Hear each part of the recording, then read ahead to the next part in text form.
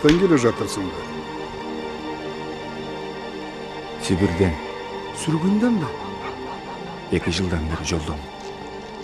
Бала шакаң бармы? Бар эле. Азыр бир Кудай өзү билет. Адам өлтүрдүңбү? Мен ырчымын. Ырчы эч качан адам өлтүрбөйт. Аны өлтүрөт. Ал үчүнбү? Эгерде ырда чындык болсо.